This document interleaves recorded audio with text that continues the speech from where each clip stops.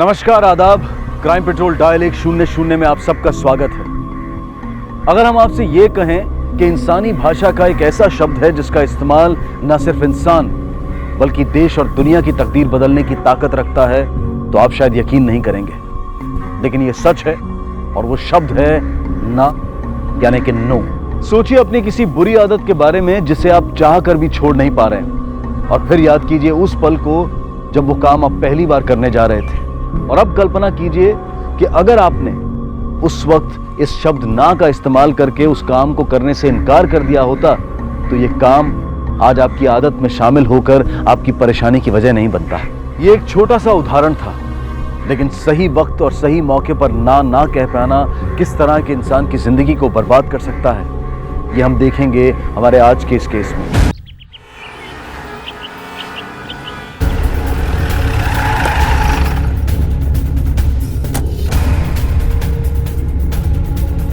अरे पीछे हटिए चलिए हटिए।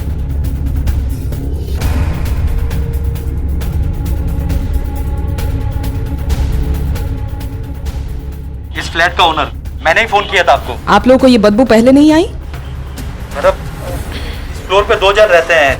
सामने वाला फ्लैट वाला दुबई में रहता है, एक फ्लैट बंद रहता है मैडम। जब बदबू ज्यादा बढ़ गई तब हमें पता चला। मैम, सीवियर हेड इंजरीज है, लॉस ऑफ ब्लड के चलते मौत हुई है लगता है। फॉरेंसिक टीम को कॉल करो।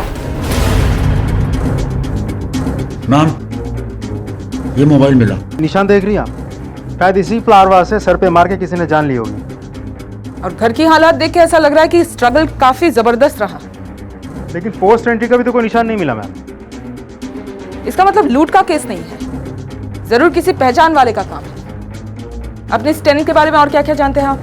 इनका नाम आकाश है, लेकिन लोग इन्हें गट्टू कह के बुलाते हैं। पिछले 3 साल से इसी फ्लैट में रह रहे हैं। मैडम अकेले हैं, शादी नहीं की इन्होंने। जान पहचान में एक बूढ़ी दादी है जो कलकत्ता में रहती है। उनका एड्रेस है आपके पास? जी, एड्रेस है मेरे पास। इनसे कोलकाता का एड्रेस लो, कोलकाता पुलिस को भेजो इंक्वायरी के लिए। Okay ma'am. ये देखो, 4 दिन पहले इसने 10,000 का विड्रॉल किया। हो सकता है आसपास वाले किसी एटीएम से हो। पता करो और उसका भी सीसीटीवी फुटेज निकलवाओ। Yes ma'am. वैसे अच्छा लड़का था वो। कंप्यूटर या लैपटॉप होता है ना, उसको सुधारने का काम करता था। बिल्डिंग में किसी का भी कंप्यूटर या लैपटॉप खराब हो तो फ्री में ठीक कर देता था, लेकिन इससे ज़्यादा का मतलब नहीं रखता था किसी से। कौन कौन आता था उनसे मिलने, और आखिरी बार कब देखा था तुमने? सर अलग अलग लोग आते थे यहाँ। कोई कंप्यूटर देने के लिए आता था तो कोई कंप्यूटर लेने के लिए। सर गए हफ्ते एक आदमी को मैंने बिना पूछे अंदर भेज दिया था, तो हमारे साहब हम पे चिल्लाने लगे। हमसे बोले कि बिना इंटरकॉम पे पूछे किसी को भी अंदर भेजा मत करो, और अगर मैं ना उठाऊं तो बोल दिया करो कि मैं घर पे नहीं हूँ। सर आखिरी बार हमारी उनसे यही बात हुई थी। बिल्डिंग में सीसीटीवी कैमरास तो होंगे, फुटेज दिखाओ जरा। सर कैमरा तो यहाँ है, 15 दिन से खराब है। मैनेजर साहब को बोला है बनवाने के लिए। कोई बड़ा झगड़ा हुआ था किसी के साथ, या फिर किसी से कोई दुश्मनी? जो बात नहीं करता उसका किसी से झगड़ा कैसे होगा मैडम? हमारी जानकारी में तो ऐसा कभी कुछ नहीं हुआ। गट्टू का जो फोन मिला है उसकी कॉल रिकॉर्ड्स निकलवाओ। Okay ma'am.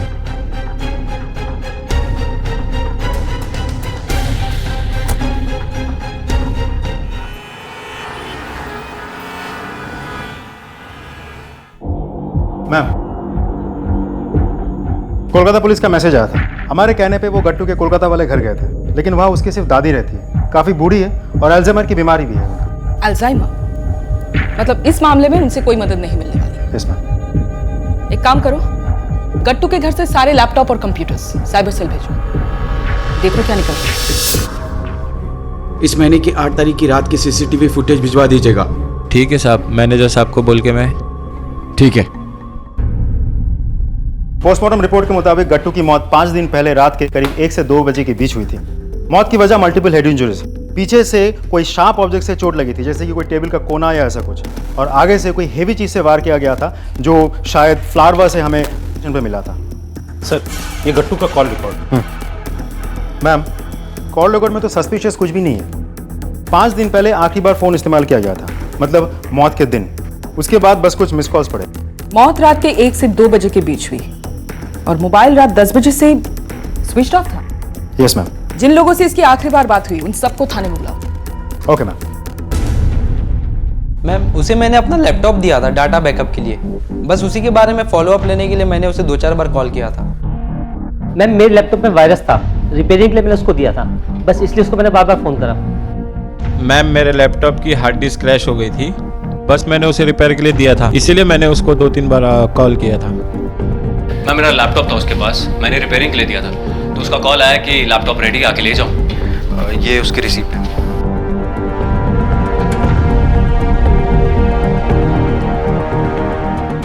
जा सकते हो, नजर रखो इस पर। लेकिन मैम सिर्फ इसी पे नज़र क्यों? इससे पहले भी हमने जितने भी लोगों से पूछताछ की सब गट्टू के कस्टमर्स ही थे और सभी ने वही जवाब दिया जो इसने दिया। तो फिर सभी ने एक से जवाब दिए, सिर्फ यही है जो अपने साथ सबूत लिए घूम रहा है, लैपटॉप की रसीद। इसका इतना एक्स्ट्रा कॉन्शियस होने के पीछे कोई ना कोई वजह तो जरूर है।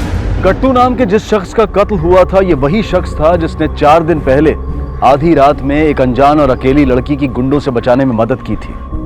पुलिस अब तक उस लड़की के बारे में कुछ नहीं जानती थी, मगर गट्टू का कत्ल लगभग उसी वक्त हुआ था जब ये लड़की उससे मिली थी। तो कहीं ऐसा तो नहीं था कि जिन गुंडों से गट्टू ने उस लड़की को बचाने में मदद की थी, उन्हीं गुंडों ने गट्टू का कत्ल कर दिया था? और अगर ऐसा था तो फिर वो लड़की इस वक्त कहाँ थी?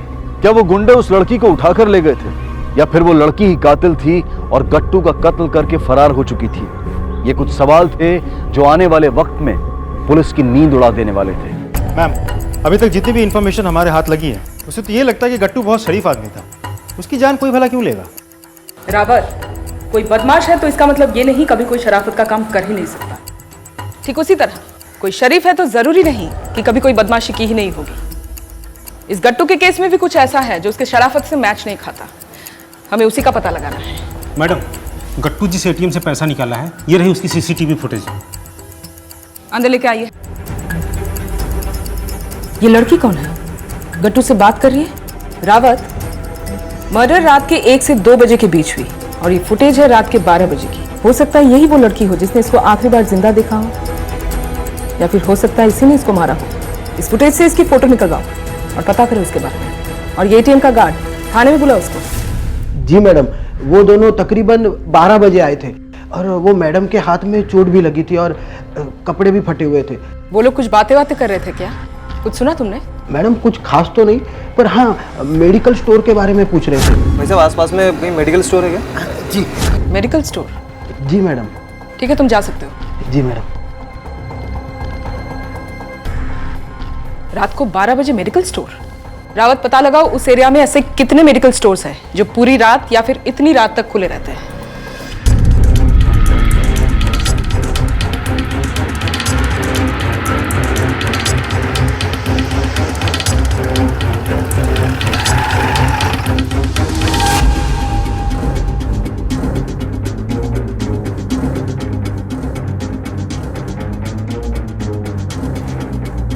यस सर, ये दोनों करीब रात के 12 बजे के आसपास यहाँ पर आए थे। इन्होंने एक बोतल एंटीसेप्टिक की बोतल ली और कुछ बैंडेज, फिर चले गए यहाँ से। कुछ और बता सकते हैं इन लोगों के बारे में? कोई बातचीत हुई आपस में या आपसे? नहीं मैम, ऐसा तो कुछ नहीं था। पर हाँ मैम, उन मैडम ने किसी को फ़ोन करने के लिए सर का फ़ोन मांगा था। मुझे अपना फ़ोन दीजिए ना, मेरे को एक फ़ोन करना है। हाँ, फ़ोन मेरा स्विच ऑफ हो गया है।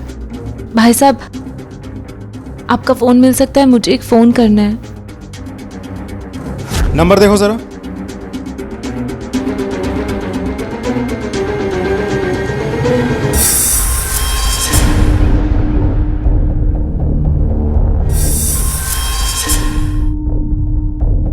जी आप लोग? इस लड़की को जानती हो?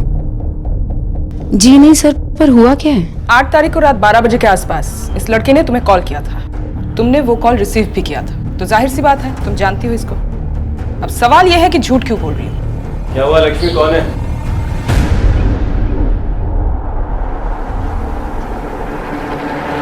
सर, मेरा नाम लक्ष्मी है और ये मेरा बॉयफ्रेंड है रजत। हाँ, जानते हैं हम इसे, पहले मिल चुके हैं। मैम मेरा लैपटॉप था उसके पास, मैंने रिपेयरिंग के लिए दिया था, तो उसका कॉल आया कि लैपटॉप रेडी, आके ले जाओ। ये उसकी रिसीप्ट है। तुम इस लड़की के बारे में बताओ। मैम, इस लड़की का नाम आशा है। ये मेरी बहुत अच्छी दोस्त थी, पर 6 महीने पहले हमारा झगड़ा हो गया और ये घर छोड़ के चली गई। अभी इस वक्त कहाँ है ये? मैम मुझे नहीं पता, पर आप लोग इसे क्यों ढूंढ रहे हैं? कुछ किया है क्या उसने? इसे जानते हो? अपनी सहेली के साथ कभी देखा इसे? ये कौन है? इसे सर पहली बार देख रही हूँ मैं। लेकिन तुम्हारा ये बॉयफ्रेंड तो जानता है इसे, क्यों? हाँ मैं जानता हूँ, मैं इनको पहले ही बता चुका हूँ सर। मैं इसे लैपटॉप ठीक कराता था और इसका नाम गट्टू है। इसके अलावा मुझे इसके बारे में कुछ नहीं पता। इसका मतलब ये हुआ कि तुम इन दोनों को जानते हो, आशा को भी और गट्टू को भी? जी हाँ, मैं दोनों को जानता हूँ, पर ये दोनों एक दूसरे को जानते हैं इसके बारे में मुझे कुछ नहीं पता मैम। लेकिन हुआ क्या, आप बताइए तो। ये लड़की वही लड़की है जिसके साथ इस लड़के को आखिरी बार देखा गया, इसलिए हम इसे ढूंढ रहे हैं। इसका नंबर तो होगा तुम्हारे पास? हाँ मैम है। इसका दोस्त या कोई रिश्तेदार रहते हैं आसपास? मैम वो अपने मासा मासी के साथ रहती थी। उनका भी नंबर चाहिए हमें। हाँ मैम। इन दोनों के कॉल रिकॉर्ड्स निकलवाओ और इस बिल्डिंग के सीसीटीवी फुटेज भी। Okay ma'am.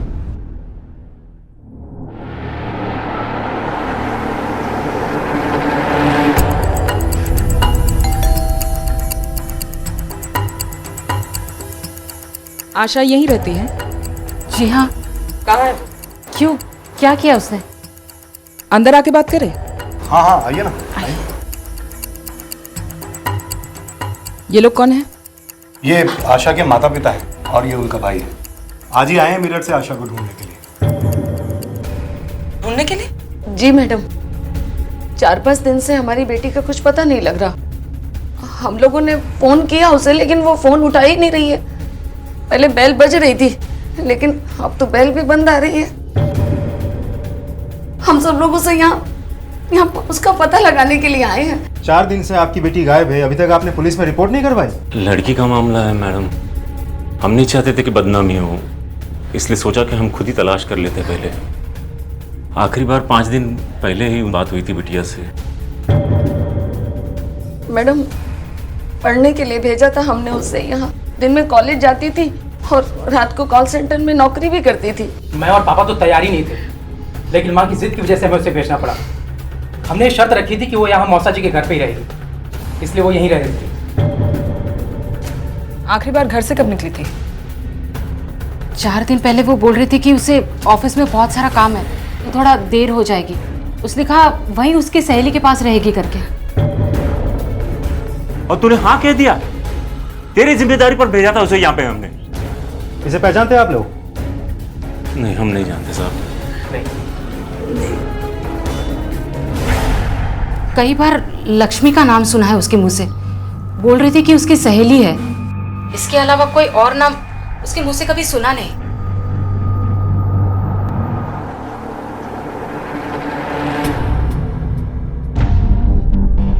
इन दोनों के कॉल रिकॉर्ड्स देख के लग रहा है कि गट्टू और आशा एक दूसरे को जानते ही नहीं थे। दोनों ने कभी एक दूसरे को कॉल नहीं किया।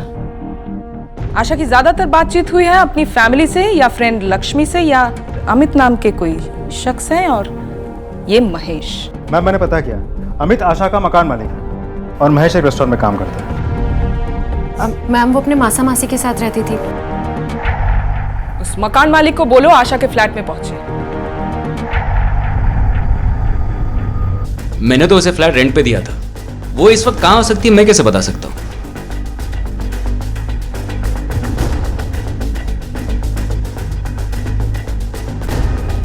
क्या है ये सब? ये सब के बारे में मैं कुछ नहीं जानता। वो उसकी एक फ्रेंड है लक्ष्मी, जिसके रिकमेंडेशन पे मैंने ये फ्लैट उसे रेंट पे दिया था। तब से आज तक मैं पहली बार यहाँ आया। तलाशी लो घर की। कब रहने आई थी वो? आज से ठीक 6 महीने पहले। वो सिर्फ तुम्हारी टेनेंट थी? जी। उसकी कॉल रिकॉर्ड्स तो बता रही है कि काफी बातचीत हुआ करती थी तुम दोनों के बीच। मैम वो रेंट देने में बहुत परेशान करती थी, इसलिए उसे बार बार फोन करना पड़ता था। मैम ये मोबाइल मिला है।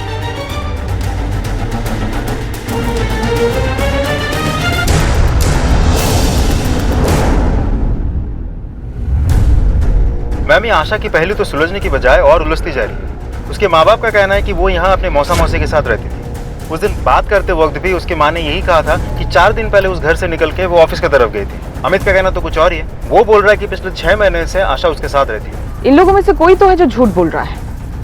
हमें पता लगाना है कि कौन बोल रहा है और क्यों बोल रहा है।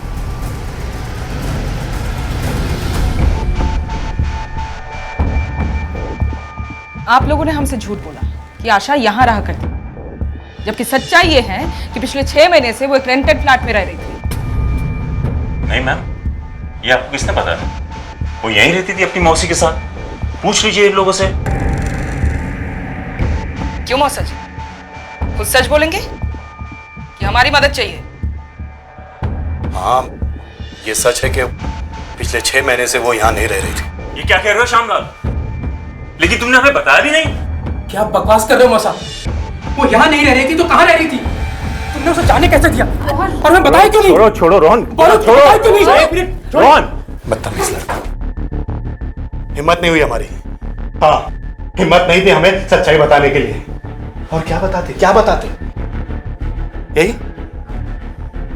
कि जैसा आप लोग आशा के बारे में सोच रहे थे, आशा बिल्कुल वैसी नहीं थी। वो यहाँ पढ़ने के लिए नहीं आई थी, बल्कि दोनों हाथों से कमाने के लिए आई थी। वो दिन में कॉल सेंटर में काम करती थी और रात में मसाज पार्लर में, हाँ, मर्दों वाले मसाज पार्लर में काम करती थी। इसीलिए हमने खुद ने उसे यहाँ से चले जाने के लिए कहा था। तुझे पड़ी थी ना उसकी जिंदगी बनाने के लिए। देख क्या बन गई हो वो, क्या बन गई हो। लेकिन ये बात आपको कैसे पता चली? वो एक बार गए थे हम अपने दोस्तों के साथ गलती से, वहीं पे आशा को देखा था हमने। मसाज पार्लर में काम करना कौन सी बुरी बात है? मैडम, हमारे घर की लड़कियां ये सब नहीं करती। हम लोग गलत समझते हैं इसे, इसीलिए हमने उसे कई बार समझाया कि आशा ये नौकरी छोड़ दे, लेकिन वो नहीं मानी। उसे पैसे कमाने का चस्का लगा हुआ था, अपनी जिद पे अड़ी थी। दोनों हाथों से पैसा जो कमाना था उसको, एक नहीं सुनती थी हमारी वो। इसीलिए हमने तंग आकर उसे ये कहा कि तू यहाँ से चली जाए बस। झूठ बोल रहे हो तुम। हमारी आशा ऐसी थी ही नहीं। अगर ये बात सच है तो मैं उसका गला दबा दूंगा, लेकिन अगर ये बात झूठ निकली ना। खोट अगर अपने सिक्के में हो ना तो दूसरों को कोसा नहीं करते बेटा। बात सिर्फ इतनी सी नहीं है। शायद उसका चक्कर चल रहा था किसी महेश नाम के लड़के के साथ। वो घंटों उसके साथ बात किया करती थी। महेश,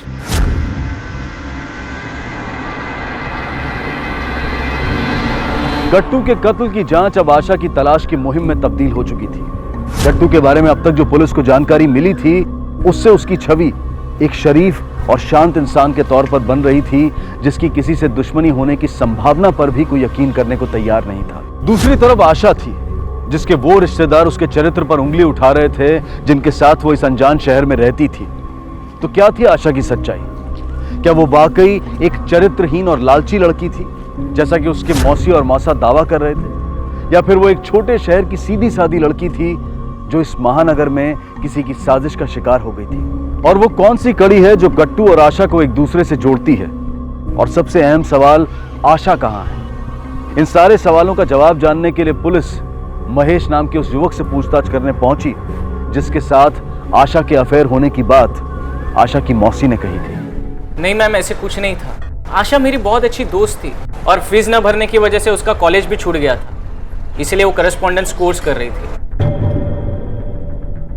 मैं तो पहले से ही करस्पॉन्डेंस कोर्स कर रहा था और नोट्स एक्सचेंज करते करते हमारे बीच में बहुत अच्छी दोस्ती हो गई। और वो जिस पा में काम करती है वो यहीं पर बगल में ही है, इसलिए लगभग रोज हमारा मिलना भी हो जाता था। तुम्हें पता है कि वो लापता है? नहीं, मुझे नहीं पता। हाँ, लेकिन पिछले 4 दिनों से वो काम पर भी नहीं आई है और उसका फोन भी नहीं लग रहा है। आखिरी बार कब बात हुई थी उससे? यही 4 दिन पहले। अपने बॉयफ्रेंड अमित की वजह से बहुत परेशान नजर आ रही थी वो। अमित उसका बॉयफ्रेंड? मतलब अमित जिसके घर में आशा रहा करती थी? जी सर। जब से लक्ष्मी ने उससे झगड़ा करके अपने घर से निकाला था, तब से आशा अमित के साथ उसी के फ्लैट में रहती थी। अच्छा, अभी तुमने कहा कि 4 दिन पहले जब उससे आखिरी बार मुलाकात हुई काफी परेशान थी। वजह बता सकते हो? कुछ बताया था उसने तुमको? नहीं, कुछ बताया तो नहीं। हाँ, लेकिन महेश, क्या मुझे 10,000 रुपए मिल सकते हैं? तू क्या बात कर रही है? नहीं, मतलब मेरी हालत जानती है ना, मेरे पास कहाँ से आएंगे इतने पैसे? सबसे पहले ये बता, तू इतनी परेशान क्यों है? क्या हुआ है? यार, मैं इस शहर में बहुत सारे सपने लेकर आई थी। मेरे सारे सपने टूट गए। इससे अच्छा तो मैं अपने शहर में होती, अपने घर पर। मैं गलत हो सकता हूँ, लेकिन शायद आशा प्रेग्नेंट थी। पहले ये बता कि क्या सरकारी अस्पताल में अबॉर्शन होता है? और प्रेगनेंसी को लेकर अमित और उसके बीच में बहुत बड़ा झगड़ा हुआ था। ये फोटो देखो जरा, इस आदमी का नाम गट्टू है। कभी इसे आशा के साथ देखा था या आशा ने इसका नाम लिया हो? नहीं, इसको तो कभी नहीं देखा और ना ही आशा ने कभी इसके बारे में बताया। आशा बहुत अच्छी लड़की थी सर, अमित ही उसके लायक नहीं था। अमित के अलावा मैंने उसको किसी और के साथ कभी नहीं देखा। मुझे यहाँ पे बताओ, मुझे मैडम को आने दो, अभी पता चल जाएगा। किया क्या है मैंने? अरे आने दो ना। कौन मैडम? इसलिए बुलाया है कि तुझे बताना था। हमें रास्ते से भटकाकर तू खुद भी नहीं बचेगा। मतलब हमें पता चल चुका है, आशा सिर्फ तेरी टेनेंट नहीं थी, वो तेरी गर्लफ्रेंड भी थी। पर ये बात तो तूने हमें नहीं बताया। क्यों? ये सब सच नहीं है। वो मेरी गर्लफ्रेंड नहीं थी, मेरे स्पा में काम करती थी वो। स्पा? वो स्पा तेरा है? यस। जिसपे आशा काम कर रही थी? जी, डबल सैलरी देता था मैं उसको, दूसरी लड़कियों से ज्यादा देता था। वो जो फ्लैट है ना मेरा, वो जिसपे रहती है वो भाड़े में, उसका भी आधा ही भाड़ा लेता था मैं उससे। और ये सब फायदे के बदले में ना वो मेरे साथ थोड़ा सा वक्त बिताती थी, फिजिकल प्लेजर यू नो। लेकिन वो मेरी गर्लफ्रेंड नहीं थी और मैंने उसे कोई प्रॉमिस नहीं किया था। आशा जिस दिन गायब हुई थी, क्या हुआ था उस दिन? उस दिन अमित, मैं तुम्हारे बच्चे की माँ बनने वाली हूँ। दिमाग खराब हो गया तुम्हारा? कैसे हुई तुम प्रेग्नेंट? अमित, ये सब मेरी गलती है क्या? ये बच्चा है तो तुम्हारा ही ना।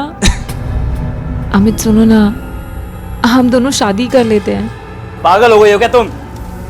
और ये मैं कैसे मान लूं कि जो गंदगी तुम्हारी कोख में है वो मेरी ही की हुई है? बस उसी वक्त मैंने उसको घर से निकाल दिया। उसके बाद कहाँ गई क्या हुआ मुझे नहीं पता।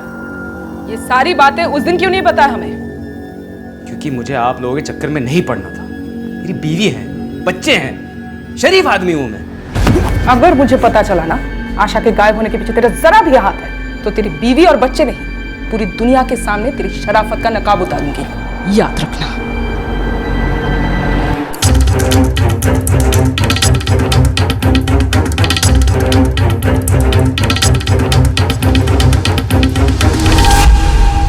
मैडम, झूठ तो अमित बोल रहा है।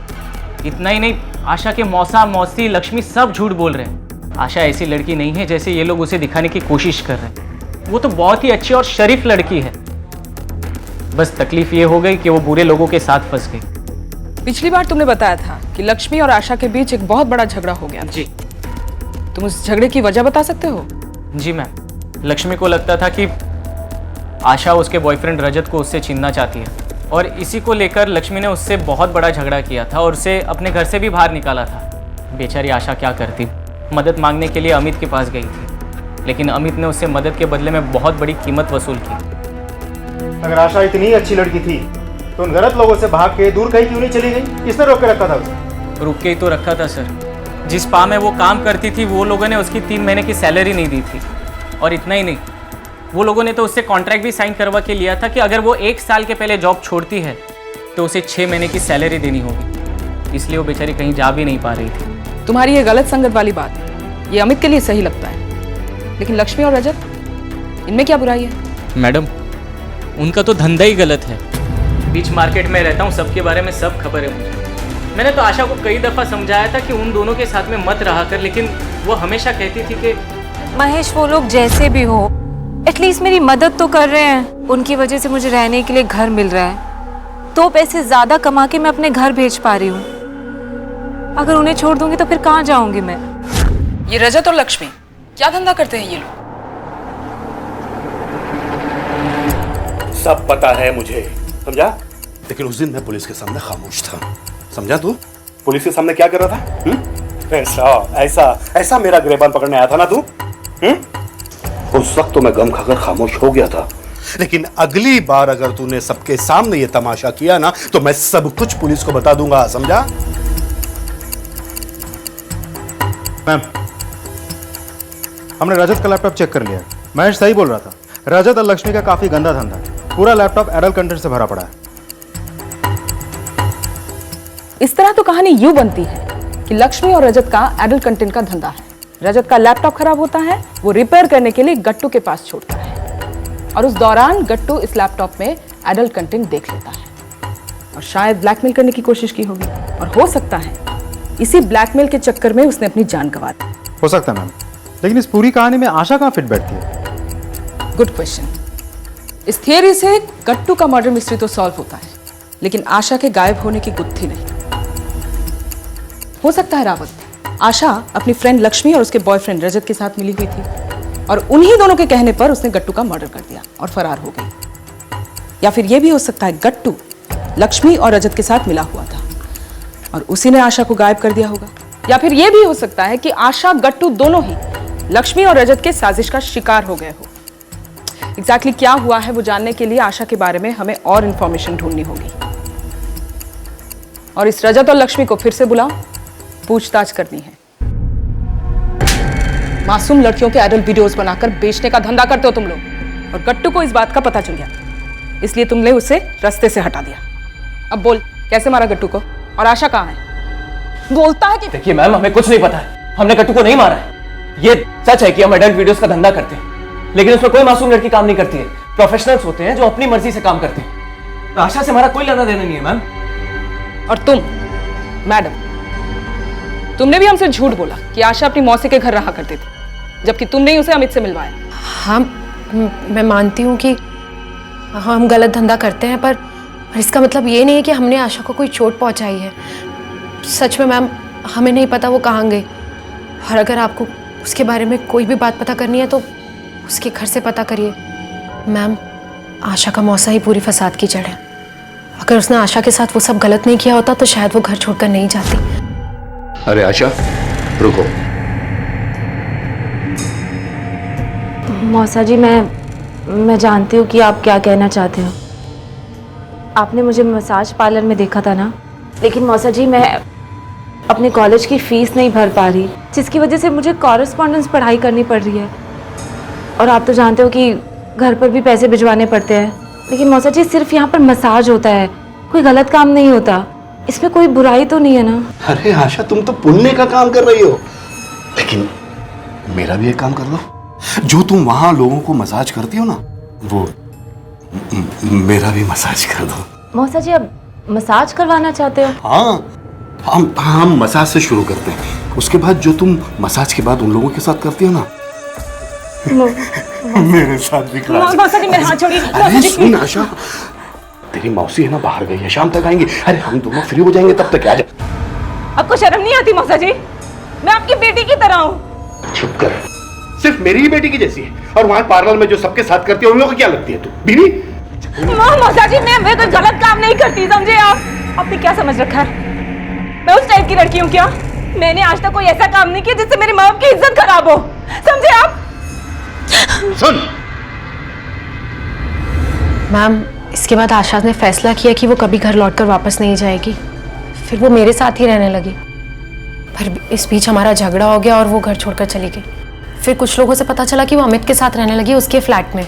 इस पूरी कहानी में गट्टू कहाँ फिट बैठता है? उसके मर्डर वाले दिन आशा उसके साथ क्या कर रही थी? मैम, इस बारे में हम कुछ नहीं जानते, बल्कि आशा ने इस आदमी का नाम कभी हमारे सामने लिया ही नहीं। और अमित, आशा का उसके साथ क्या रिश्ता था? हाँ, अमित तो एक नंबर का याश आदमी है, मेरी गलती है। मैंने ही आशा को उससे मिलवाया था क्योंकि आशा को काम की सख्त ज़रूरत थी, पर उसे वार्न भी किया था साथ में कि अमित से थोड़ा दूर ही रहे, पर अमित के चंगुल में फंस गई वो। उसने उसे प्यार का झूठा नाटक किया और ये भी नहीं जानती थी कि वो उसका इस्तेमाल कर रहा है, और जब तक पता चला वो उसकी मजबूरी बन चुका था मैम। बस फिर वो उससे दूर भी नहीं जा सकती थी। मजबूरी? कैसी मजबूरी? मैम, घर खर्च चलाने के लिए आशा को पैसों की ज़रूरत थी, और इसके अलावा उसे अपने घर भी पैसे भेजने पड़ते थे अपने माँ बाप को, 30,000 रुपये। और मैम, इतना पैसा आज के वक्त कोई कहाँ से कमाएगा, तो इसलिए उसे इस पा में ही काम करना पड़ता था अमित के। अच्छा, एक बात बताओ, आशा से आखिरी बार कब मिले थे तुम दोनों? मैम, लक्ष्मी की उससे लड़ाई होने के बाद मैं तो उससे कभी नहीं मिला। और मैं तो मैम उसी दिन से उससे नहीं मिली। हाँ, उसके बारे में आसपास से खबर मिलती रहती थी, पर उससे मिलने कभी नहीं गई। झूठ बोल रहे हो तुम दोनों।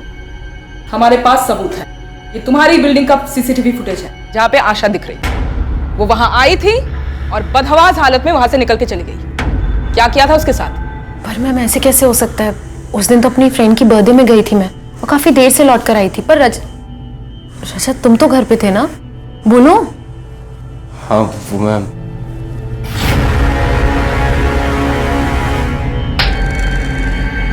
अब मुंह खोलेगा कि और चाहिए? मैं बताता हूँ मैम। बोल। आशा उस दिन हमारे घर आई थी। हाँ, जब अमित से उसकी लड़ाई हुई थी।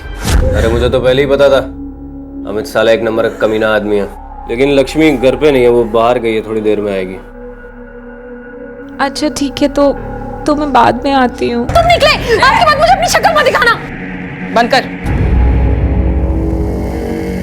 तू बोल, फिर क्या हुआ? आशा वहां से चली गई मैम। उसके बाद उसके साथ क्या हुआ मुझे कुछ नहीं पता। मैं बहुत नशे में था मैम, मुझसे बहुत बड़ी गलती हो गई। और अब उसी गलती की सजा भुगतेगा। मैम, आशा की माँ ये आपसे मिलने बाहर इंतजार कर रही है। चलो बैठिए। मैडम, मेरी आशा के बारे में कुछ पता चला? फिलहाल तो नहीं, पर बहुत जल्द हम उसे ढूंढ निकालेंगे, पूरी उम्मीद है हमें। एक बात पूछनी थी आपसे, आपका पति रिटायर्ड है, बेटा कुछ करता नहीं, घर कैसे चलता है आपका? मेरे पति की पेंशन से। वैसे 10,000 रुपए महीना तो आशा भी भेजती थी, जैसे तैसे करके हम लोग अपना गुजर बसर कर लेते थे। लेकिन आप क्यों पूछ रही हैं मैडम ये सब? नहीं, कुछ खास नहीं, बस ऐसे ही। चलिए आपके घर चलते हैं, आपके घर वालों से कुछ पूछताछ करनी है।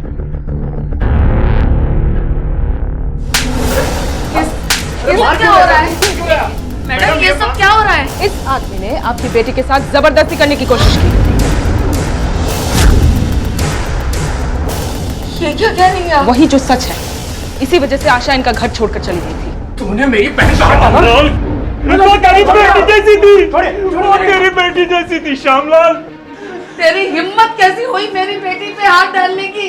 हिम्मत कैसी हुई? तुझे नहीं छोड़ूंगी, मार डालूंगी, मार डालूंगी। ये आशा का भाई रोहन काफी अग्रेसिव है। Yes ma'am. जिस तरह की लाइफ आशा जी रही थी, ऐसे मसाज पार्लर में काम करना, एक शादीशुदा आदमी के साथ अफेयर और उससे ही प्रेग्नेंट हो जाना, तुम्हें क्या लगता है अगर उसके भाई रोहन को पता चल गया होता तो वो क्या करता? शायद उसे मार डालता। हाँ, तो पॉसिबल है ना रावत कि सचमुच रोहन को पता चल गया था कि आशा कैसी जिंदगी जी रही और गुस्से में आकर उसी ने आशा को मार डाला हो? Possible ma'am. एक काम करो, इस रोहन के बारे में सारी इंफॉर्मेशन निकालो, उसका बैंक अकाउंट डिटेल, जिस दिन आशा गायब हुई थी उस दिन रोहन की कॉल रिकॉर्ड और उसका मोबाइल लोकेशन। मुझे सारे इंफॉर्मेशन चाहिए। Okay ma'am. निकलो यहाँ से।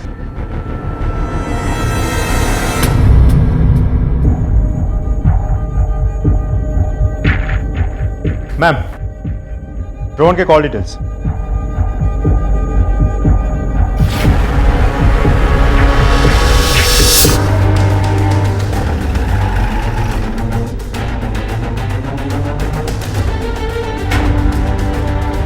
आशा के मम्मी पापा से मिलना है। देखिए मैडम, अब वो लोग यहाँ नहीं रहते, चले गए यहाँ से। और हाँ, आपकी जानकारी के लिए मैं बता देता हूँ कि वो लोग वेलकम लॉज है कोई, वहाँ रहते हैं। शुक्रिया।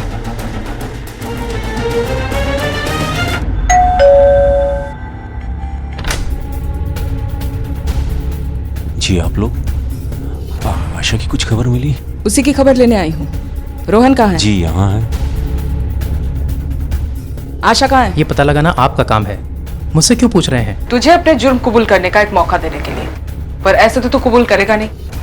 ले जाइए। अरे मुझे कहाँ ले जा रहा है? अरे मैंने क्या किया? मैडम, रोहन क्यों कहाँ ले जा रही है? मैडम, रोहन आशा के बारे में कुछ नहीं जानता। हमने उसे अरेस्ट नहीं किया, सिर्फ पूछताछ के लिए ले जा रहे हैं। अगर उसने कुछ नहीं किया तो उसे कुछ नहीं होगा। मुझे यहाँ क्यों लाया गया है? आखिर मैंने किया क्या है? ये किया है, ये देख तेरा बैंक अकाउंट स्टेटमेंट, जो ये दिखा रहा है कि आशा हर महीने तेरे अकाउंट में 30,000 रुपए करके डाला करती थी, जिसमें से सिर्फ 10,000 निकाल के तू अपने माँ बाप को दिया करता था, बाकी का 20,000 खुद खा जाता था।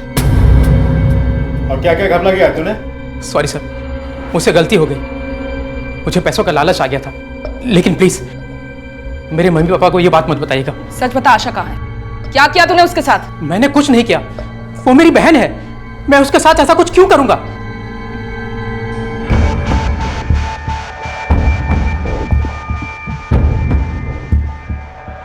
क्या सोच रही है मैम? एक बात दिमाग में आई रावत, ऐसा भी तो हो सकता है ना कि आशा जो है अमित से नहीं बल्कि गट्टू से प्रेग्नेंट हुई हो और सभी से मदद मांगे, जब उसे मदद नहीं मिलती है तो हार कर अपने भाई से मदद मांग ली। और उसका ये भाई रोहन, शायद गुस्से में आकर उसने गट्टू को मार डाला, फिर बाद में आशा को भी। हो सकता है ना? बिल्कुल हो सकता है। आशा की पूरी फैमिली की कॉल रिकॉर्ड्स निकलवाओ। मैडम मैं बहुत परेशान हूँ।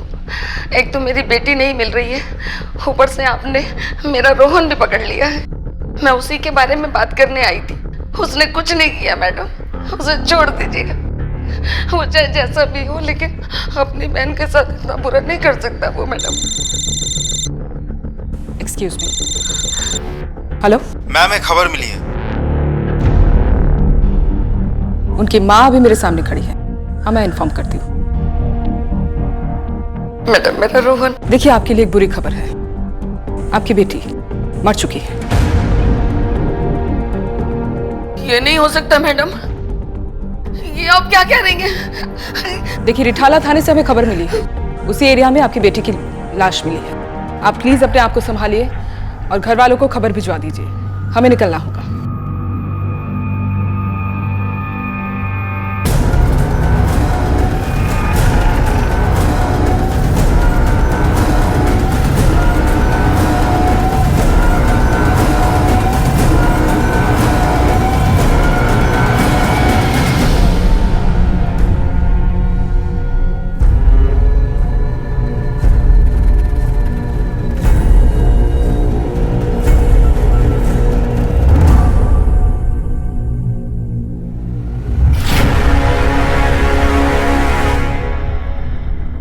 आप लोग यहाँ? आप सोच रही होंगी कि हम यहाँ कैसे, राइट? जब हम रोहन को थाने ले गए थे पूछताछ के लिए, तो आपने बहुत यकीन के साथ कहा था कि रोहन को पता नहीं आशा कहाँ है, और आपने अपनी यकीन की वजह भी बताई थी, पर पता नहीं क्यों वो बात मेरी गले नहीं उतरी। फिर मैंने आपके कॉल रिकॉर्ड्स चेक करने के लिए कहा, और हमें मिला जिस रात गट्टू का मर्डर हुआ था, उस रात दिल्ली के किसी पीसीओ का कॉल आया था आपके मोबाइल पर, और वो पीसीओ गट्टू के घर के पास था, और आशा को गट्टू के साथ आखिरी बार देखा गया था। मुझे यकीन हो गया था आशा ने उस रात आप ही को कॉल किया था, है ना?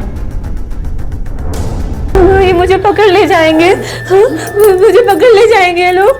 नहीं, पकड़ के लेके जाएंगे लोग। कुछ नहीं, पकड़ के ले जाएंगे। माँ है ना तेरे साथ? तेरी बेटी बेहोश हो चुकी है, पागल हो गई है वो। मैं और ये नहीं चाहते थे कि आप लोग इसे फांसी पर चढ़ाएं, इसीलिए वहां से मैं इसे लेकर भागी और यहाँ लाके छुपा दिया। मैं क्या करती?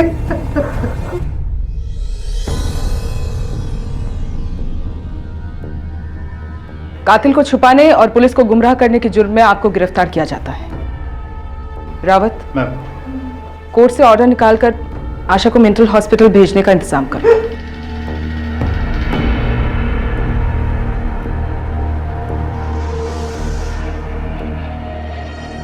भले ही आज हम अपनी बेटियों को अपने बेटों की तरह सपने देखने और उन्हें पूरा करने की आज़ादी देने लगे, लेकिन हम उनका विश्वास अब भी नहीं जीत पाए, क्योंकि अगर ऐसा होता तो अपनी मौसा की ज्यादतियों का शिकार होने के बाद आशा सबसे पहले ये बात अपने माता पिता को बताती, इस हालात से निपटने के लिए उनकी मदद लेती। लेकिन ऐसा करने की बजाय उसने दूसरों से सलाह और सहारा लेना ज्यादा बेहतर समझा और अपने हालात और दूसरों के हाथों इस्तेमाल होती चली गई।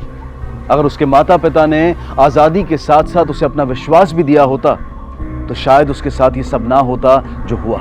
लेकिन ऐसा नहीं है कि इस सारे मामले में पूरी गलती सिर्फ आशा के माता पिता की है, कुछ जिम्मेदारी आशा पर भी जाती है और उसकी गलती है ना कह पाना। अगर उसने अमित, रजत और लक्ष्मी के साथ और उनकी दोस्ती को ना कहते हुए अच्छे दोस्तों की तलाश की होती तो ऐसा हो ही नहीं सकता था कि उसे वो अच्छे दोस्त नहीं मिलते।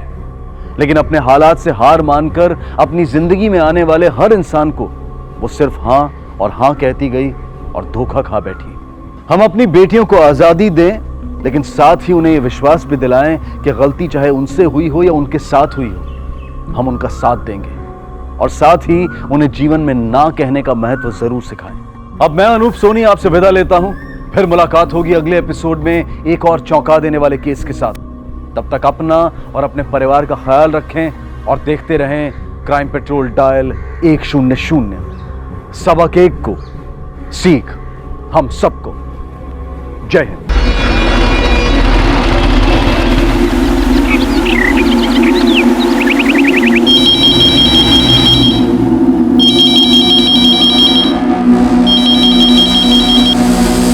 हेलो,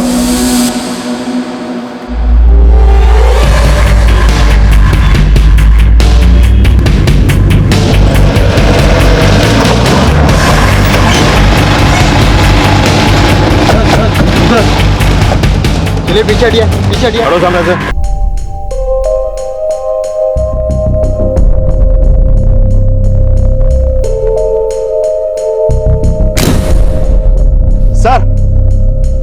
सर ये देखिए, पत्थर लगता है वार इसी से किया गया है। अब बॉडी के सर पर चोट के निशान भी है। सिंह, हो सकता है बॉडी को ऊपर से नीचे फेंक दिया और साथ में पत्थर को भी। पाल सर, ऊपर जाके सर्च करो, शायद कुछ मिल जाए। सर। सिंह, बॉडी के साथ कोई भी चीज ऐसी नहीं मिली जिससे हम बॉडी को आइडेंटिफाई कर सके। आसपास के पुलिस स्टेशन में पता करो, हो सकता है इसकी मिसिंग कंप्लेंट किसी ने लिखवाई हो। पुलिस ने घटनास्थल पर मौजूद लोगों से पूछताछ की, लेकिन ना इस अज्ञात लाश की पहचान हुई और ना ही उस लड़की के साथ हुए अपराध का कोई क्लू और विटनेस मिला। सर, कल माधवपुर पुलिस स्टेशन में एक अनु तिवारी नाम की लड़की की मिसिंग कंप्लेंट दर्ज हुई थी और तालाब के पास जो हमें लाश मिली थी वो इस अनु तिवारी की फोटो से मैच करती है। कंप्लेंट किसने लिखवाई थी? अनु तिवारी की बहन आरती पांडे ने। एक बहन का सरनेम तिवारी और दूसरी का पांडे, ऐसा क्यों? सरनेम दोनों के पति का है सर, दोनों की शादी हो चुकी है। अगर शादी हो चुकी है तो कंप्लेंट पति ने क्यों नहीं लिखवाई? कंप्लेंट में एड्रेस कहाँ का है? सर, मिसिंग कंप्लेंट दर्ज करवाते समय आरती पांडे ने अपना घर का एड्रेस माधोपुर के पंडित कैलाशनाथ चतुर्वेदी का दिया है और ये कैलाशनाथ चतुर्वेदी अनु और आरती दोनों के पिता हैं।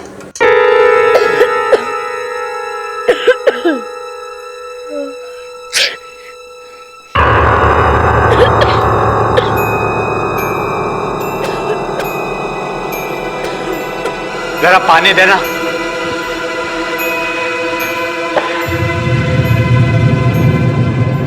अरे कोई सुन रहा है या नहीं? पानी चाहिए हमें, प्यास लगी है। हाँ बाबूजी, हाँ बाबूजी। पूनम, तुमको सुनाई नहीं दे रहा? बाबूजी पानी मांग रहे। इनके पैर क्या टूट गए हैं क्या? अरे खुद भी तो पानी ले सकते हैं। मम्मी, आपका फोन। अरे ये क्या कर दिया तुमने? तुम भी हमारा मजाक उड़ाने लगी। अरे क्या समझ क्या रखा है तुम लोगों ने हमको? बाबूजी तो गलती से हो गया, हमने जानबूझ के नहीं किया है। हम दोबारा देते हैं आपको। लाओ लाओ, दोबारा लाओ पानी। और दोबारा ऐसी गलती नहीं होनी चाहिए।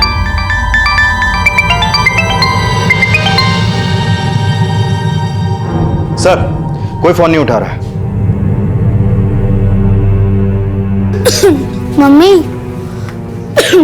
मम्मी नाना जी रोज आपको डांटते हैं और पापा को घर जमाई कहते हैं, फिर भी हम यहाँ क्यों रहते हैं? बंटी बेटा, ये सब बात करने की तुम्हारी आयु नहीं है अभी। जाओ पढ़ाई करो, जाओ। क्यों? अपने बेटे के मुंह से घर जमाई सुनना बर्दाश्त नहीं हुआ? व्यर्थ की बात मत करो। हम व्यर्थ? हेलो, क्या?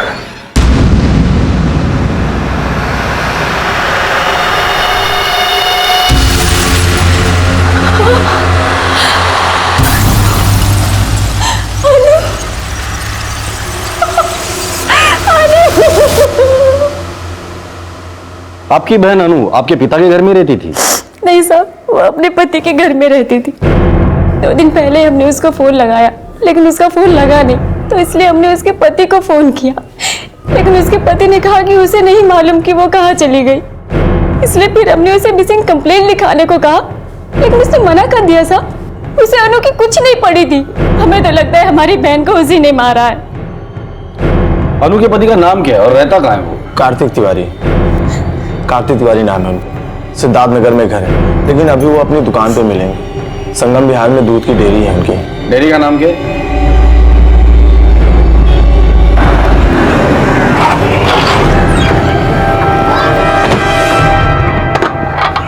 कार्तिक तिवारी। जी साहब, बताइए। ले चलो सर। चलो। क्या बात क्या है साहब? अरे लेकिन बात तो बताइए सर मुझे। अरे बताइए तो, आप लोग बता नहीं रहे बात क्या है, मुझे क्यों लेकर जा रहे हो? अनु को क्यों मारा? साहब, हमने अनु को नहीं मारा है, वो लोग हम पर झूठा आरोप लगा रहे हैं। अगर तुमने नहीं मारा तो उसकी मिसिंग कंप्लेंट क्यों नहीं लिखवाई? क्योंकि साहब वो लापता नहीं हुई थी, वो अपने आशिक के साथ भाग गई थी। और साहब ये बात तो मैंने उसकी बहन को भी बताई थी। क्या उसने ये बात आपको नहीं बताई? शर्म आनी चाहिए तुम्हें। अपना जुर्म छुपाने के लिए बीवी पे लांछन लगा रहे हो। साहब अनु हमारी बीवी जरूर थी, लेकिन उसका दिल किसी और पर आया था। हमेशा फोन पर अपने आशिक से बातें करती रहती थी। अब ये बताइए कि आप हमसे कब मिल रहे हैं? सच? तो ठीक है। पिंकी, हम तुमसे कल मिलते हैं, ठीक है? बाय। किसका फोन था? वो पिंकी का फोन था। हम आपके लिए खाना लगा देते हैं। साहब मैंने पता लगाने की बहुत कोशिश की, लेकिन कभी पता नहीं कर पाया। जरूर उसके आशिक ने उसको मारा होगा, जिसके साथ वो भाग गई थी। नहीं साहब, अनु का किसी से कोई चक्कर नहीं था। वो फिजूल में हमारी बहन को बदनाम कर रहा है। आरती जी, एक बात है, अनु और कार्तिक के संबंध ठीक नहीं। क्या आपकी बहन ने कभी ये बताया था कि कार्तिक उस पर शक करता है? नहीं साहब, लेकिन वो उससे दुखी जरूर थी। वो अक्सर उसे छोड़ के मैं के आने की बात करती थी। दीदी, दीदी हमें वहाँ नहीं रहना, आप हमारा कार्तिक से तलाक करवा दीजिए। ये तो क्या कह रही है अनु? देख, शुरू में पति पत्नी को समझने में वक्त लगता है। ऐसे जल्दबाजी में कोई फैसला नहीं लिया जाता। सब ठीक हो जाएगा। मैं बिल्कुल भी अंदाजा नहीं था साहब कि बात इस हद तक बढ़ जाएगी कि हमें अपनी ही बहन को खो देना पड़ेगा।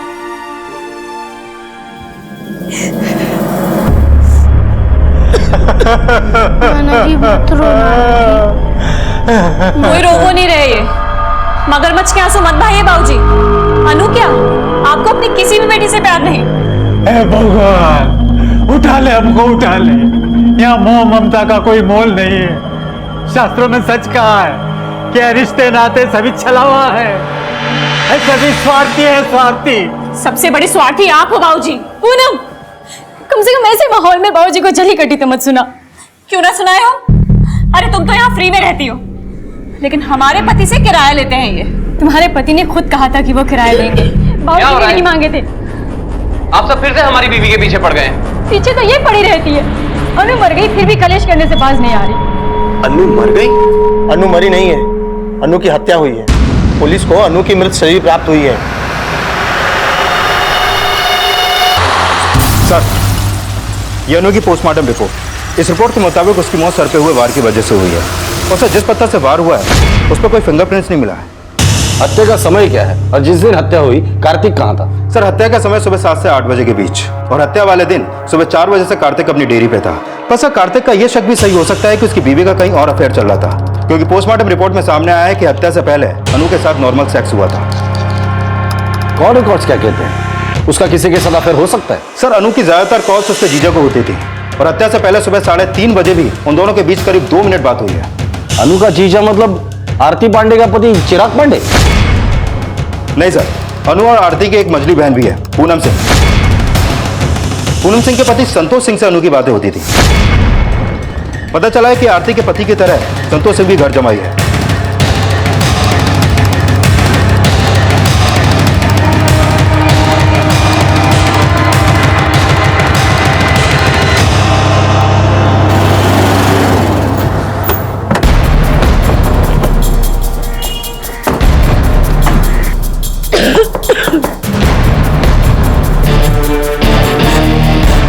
जी संतोष कहाँ है? सर, वो तो नहीं है, शायद अपनी दुकान पे होंगे। आप कौन? हम उनकी बीवी पूनम सिंह। लेकिन बात क्या है सर?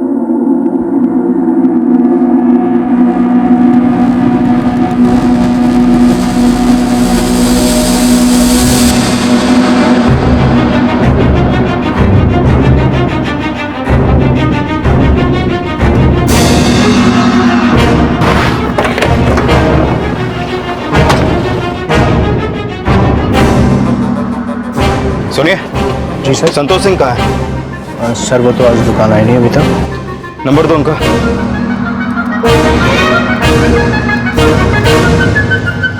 आप जिस नंबर को डायल कर रहे हैं वो इस समय स्विच्ड ऑफ है। अनु साली थी संतोष जी की। अगर वो उनसे फोन पे बात करती थी, इसका मतलब ये नहीं कि उन दोनों का चक्कर था। आपका पति इतना सीधा साधा है तो गायब क्यों हो गया और फोन क्यों स्विच ऑफ है उसका? अरे हो सकता है किसी काम में फंस गए होंगे। बस तो गया है वो, और ये बात वो भी अच्छी तरह से जानता है, इसलिए भाग गया है। सर, हम आपसे कह रहे हैं ना, वो जैसे ही आएंगे हम लेके आएंगे उन्हें आपके पास। पूनम जी, आप संतोष को हमारे पास लेकर आए या ना लेकर आए, अब हमारे तरीके से उसे ढूंढ कर ही रहे। हे भगवान, हमें मुंह दिखाने लायक नहीं छोड़ा उस कपटी ने। बाबूजी चिल्लत्तर बंद करो।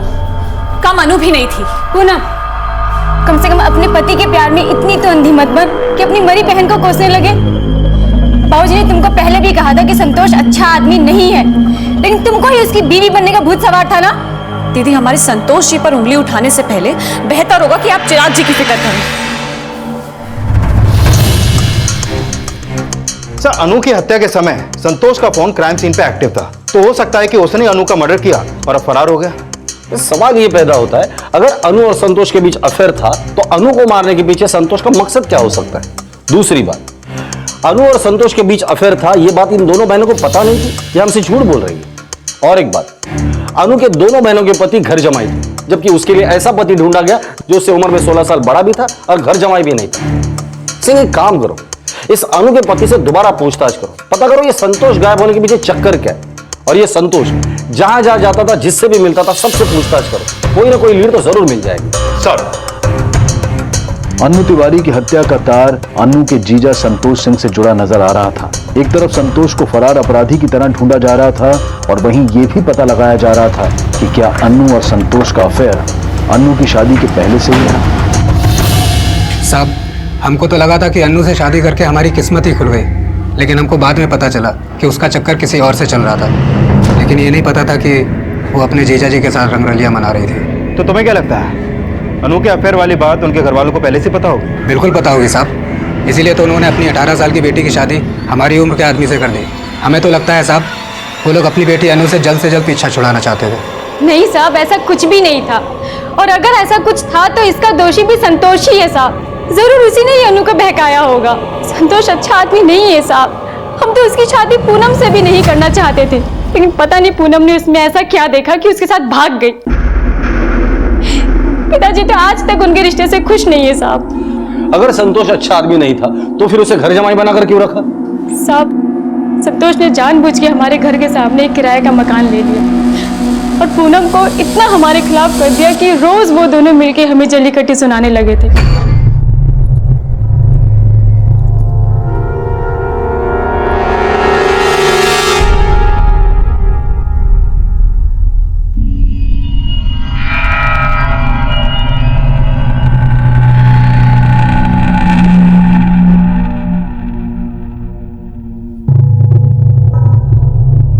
क्या हुआ पांडे जी, क्लच खुल गया क्या? चलिए कोई बात नहीं, क्लच ही खोले, कहीं धोती खोल दिए होते तो। ओ जूता जापानी, अरे चमड़ा बेचते बेचते अपनी बुद्धि और विवेक दोनों बेच खाए हो क्या? अरे पांडे जी, हम तो चमड़ा बेचते हैं, आप तो पाखंड बेचते हो। कहा? हमको पाखंडी बोला? अगर हम चाहें तो तुम्हारी जीवा खींचकर बाहर लटका दे, मगर हम तुम जैसे कुत्तों के मुंह में हाथ नहीं डालना चाहते। हमको कुत्ता बोलोगे? हाँ, अगर हमारी बीवी की बहन तुम्हारी बीवी ना होती ना तो चमड़ी उधेड़ लेते तुम्हारी। हाँ वही तो, अगर हमारी साली तुम्हारी घर वाली ना होती ना तो हम तुम्हारे पैर तोड़ डालते हैं। ओ आरती दीदी, अपने पांडे जी को समझाइए, पंडिताई करते करते खुद को जगत गुरु समझने लगे हैं। तुम भी अपने सिंह जी को समझाओ कि मुंह संभाल के बात किया करें। हम तो पाखंडी बोलते हैं। मोहल्ले में बहुत बदनामी हो रही थी साहब, बदनामी और ना बढ़े इसलिए हमारे पति ने पिताजी से बात की। बाबूजी, हम सबकी लाज बची रहे इसीलिए हम ऐसा करने के लिए कह रहे हैं। ब्राह्मण है हम, किसी दूसरी जाति के लोगों को हम घर में नहीं रख सकते। आप ऐसा क्यों सोचते हैं कि पूनम संतोष की जात वाली बन गई है? बल्कि पूनम से विवाह करके संतोष पूनम की जात वाले बन गए हैं। आज तक हम तुम्हें शास्त्र सिखाते आए हैं, आज तुम हमें सिखा रहे हो। ये उल्टी गंगा क्यों बहाने लगे भाई? बाबूजी, आपसे ही सीखा है, गंगा उल्टी बहे या सीधी, उसकी पवित्रता पर शंका नहीं की जा सकती। बाबूजी, हम यहाँ किसी लालच से नहीं बल्कि आपकी बेटी की खुशी के लिए आए हैं और यहाँ रहने का किराया भी देंगे। क्यों चिराग भाई, 10,000 ठीक रहेगा ना? हाँ, उचित है। तो संतोष किराया देता था इसलिए उसे घर पर रखा था? नहीं साहब, बल्कि संतोष जो किराया देता था उसे बाबूजी पूनम के लिए सेव करके रखते थे, क्योंकि वो जानते थे कि संतोष पूनम को कभी भी धोखा दे सकता है। और वो तो साहब अब साबित भी हो गया, संतोष ने सिर्फ पूनम को धोखा नहीं दिया है साहब, उसने हमारी बहन अनु की भी जिंदगी छीन ली। आरती ना सिर्फ अन्नू की बड़ी बहन थी बल्कि अपनी मां के गुजर जाने के बाद उसने अपनी दोनों बहनों को एक मां की तरह से पाला था। अपने बुजुर्ग पिता के लिए आरती उनके बुढ़ापे का सहारा थी। लेकिन उनकी मझली बेटी पूनम ने उन्हें कभी पिता का सम्मान नहीं दिया। फिलहाल पुलिस संतोष सिंह का पता लगाने में सफल नहीं हुई थी और अन्नू का शरीर उसके घर वालों को सौंप दिया गया था अंतिम संस्कार के लिए, लेकिन उसकी हत्या का रहस्य अब भी धुंधला था। संतोष की तलाश में पुलिस को यह भी पता चला कि आरती के पति चिराग पांडे से उसका 36 का आंकड़ा था और उनकी अचानक हुई दोस्ती का राज खंगाला जा रहा था।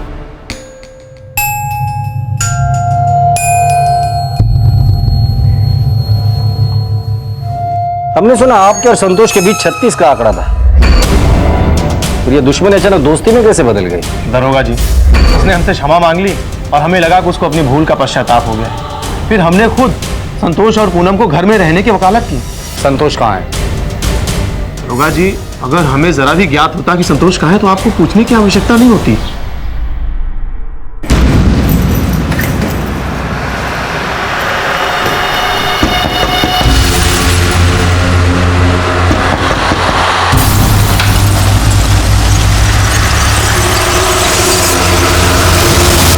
सर, पता चला है कि पूनम को बहुत पहले से ही अनु और उसके पति संतोष के अफेयर के बारे में पता था, क्योंकि अनु जहाँ रहती है वहां के एक ब्यूटी पार्लर में अनु और पूनम के बीच इसी बात को लेकर झगड़ा हुआ था।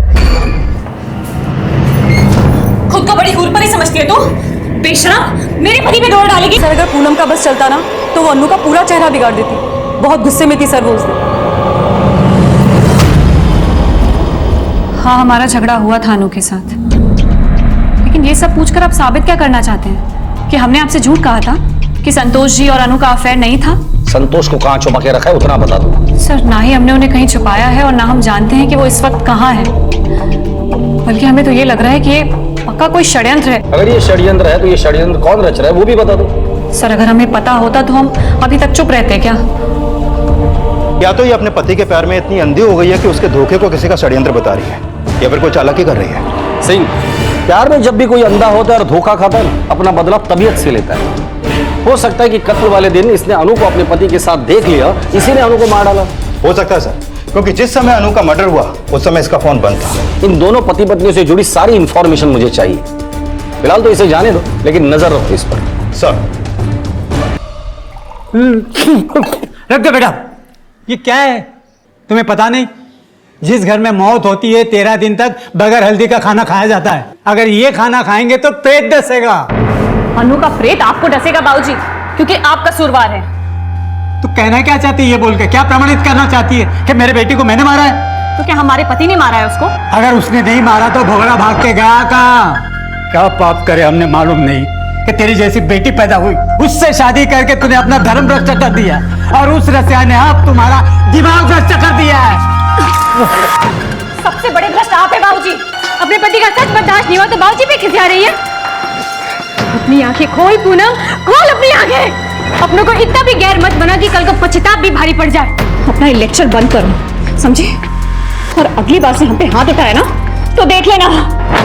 जाओ इनके लिए बिना हल्दी वाला खाना बनाओ, वरना ये बुढ़ा एक दिन तुम्हें भी डस लेगा।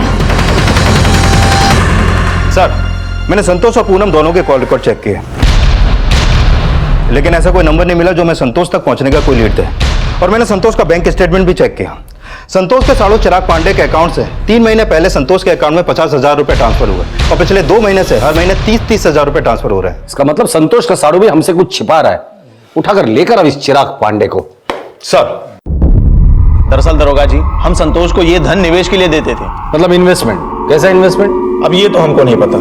संतोष ने हमको बताया कि उसके पास एक योजना है, अगर हम उसको हर महीने 30,000 रुपए देंगे तो 2 साल के बाद हमारा धन 2 गुना होकर हमको वापस मिल जाएगा। अब जब से संतोष भागा है हमको तो हमारे धन की बड़ी चिंता हो रही है। आप तो एक मामूली पुजारी है, फिर इतना सारा पैसा आपके पास कहां से आया? दरअसल दरोगा जी, पुजारी होने के साथ साथ हम एक बहुत अच्छे ज्योतिषी भी हैं। हमारे बहुत सारे शिष्य हैं, उनकी कुंडलियां देखकर, उनके घर में पूजा पाठ कराकर हम ठीक ठाक धन कमा लेते हैं। ठीक है, बाल इन्हें छोड़कर आओ। अच्छा, नमस्कार। देखिए जी, आप सच सच बताइए, ये इन्वेस्टमेंट कहाँ है? आप काहे उस कंपनी को पैसा दे रहे हैं? अरे हम आपसे कुछ पूछ रहे हैं, बताते क्यों नहीं है? आरती गर्भ की बात करके हमें परेशान मत करो। देखिए जी, आप कहीं हमें धोखा तो नहीं दे रहे हैं ना? आरती, तुम हमको संतोष के जैसा समझ रखी हो। हमें खुद इस बात का पश्चाताप है कि हमने उस जैसे कपटी पर विश्वास किया। हमें विश्वास नहीं है। आप हमारी कसम खाइए। अरे हम आपकी कसम खा के कहते हैं कि हम आपसे कुछ नहीं छिपा रहे हैं। जाओ एक गिलास पानी लेकर आओ, जाओ। ठीक है सर, मैंने संतोष की हर फाइनेंशियल डिटेल चेक की। मुझे नहीं लगता उसने चिराग का पैसा कहीं पे इन्वेस्ट किया, बल्कि उसकी तो खुद हालत खराब है। पिछले कई सालों से उसकी दुकान भी घाटे में चल रही है। या तो ये संतोष ने चिराग पांडे को चूना लगाया होगा, या फिर ये चिराग पांडे हमसे झूठ बोल रहा है। इस चिराग पांडे पे नजर रखो, कहां जाता है, किससे मिलता है, सारी इंफॉर्मेशन मुझे चाहिए। सर। संतोष के बाद कैलाशनाथ चतुर्वेदी का बड़ा दामाद भी शक के घेरे में था। यह भी माना जा रहा था कि कहीं चिराग और संतोष की दुश्मनी और दोस्ती का तार अन्नू की हत्या से तो नहीं जुड़ा था। चिराग के जरिए अब संतोष तक पहुंचने की लीड तलाशी जा रही थी।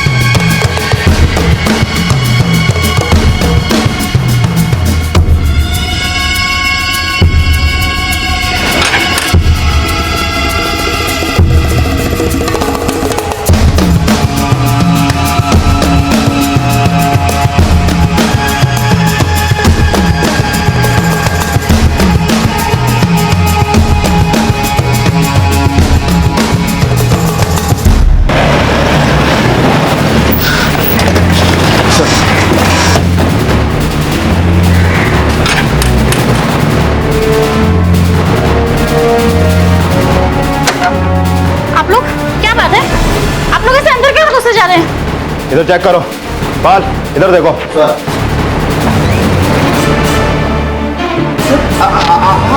आप यहाँ? चलिए पंडित जी, हवालात में हवन करते हैं। अरे लेकिन मेरी बात तो सुनिए।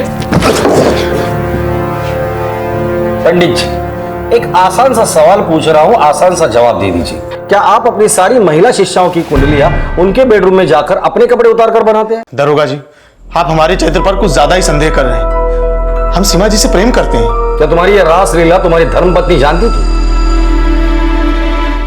वो अपनी पत्नी से खुश नहीं है सर, और मेरे पति हमेशा बाहर रहते हैं, इसलिए हम दोनों नजदीक आ गए। हमारे ससुर हमको उस घर में घर जमाई बनाकर ले आए, मगर उस घर में हमारी हालत कुत्तों जैसी हो गई है।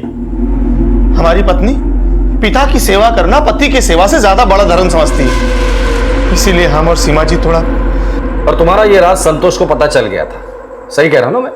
हाँ, और उसने सिर्फ हमको ही नहीं, सीमा जी को भी ब्लैकमेल करना शुरू कर दिया था।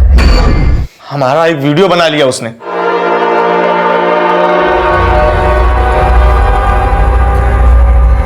पांडे जी, यदि आप चाहते हैं कि ये राज कैलाशनाथ चतुर्वेदी और आपकी बीबी को ना पता चले, नहीं, ये किसी को दिखाना मत। जितना धन तुम्हें चाहिए उतना धन हम देंगे। सिर्फ धन से काम नहीं चलेगा पांडे जी, हमें भी अपनी तरह कैलाशनाथ का घर जमाई बनवाइए। आखिर हमारा भी तो कोई अधिकार बनता है अपने ससुर की जायदाद पर। हाँ, हम प्रयत्न करेंगे नहीं, करिए। चलिए चलिए चलिए, बहुत काम है। चलिए चलिए। सबको लगता है कि संतोष उस घर में किराया देकर रहता है, ये सत्य नहीं है। उसका पैसा भी हम अपनी जेब से देते हैं। बहुत चालाक आदमी है वो। छुपे रुस्तम में तुम भी निकले। हो सकता है कि संतोष से दुश्मनी निकालने के लिए तुमने संतोष को गायब कर दिया हो। संतोष अगर पकड़ा जाता तो तुम्हारा राज भी बाहर आ जाता। खुद की इज्जत बचाने के लिए तुमने उसे गायब कर दिया होगा। दरोगा जी, हमने अपने जीवन में बस एक ही गलती की है, और वो भी आपने पकड़ ली। उसके अलावा हमने कुछ नहीं किया है। ये चिराग जितना दिखता है उतना सीधा है नहीं।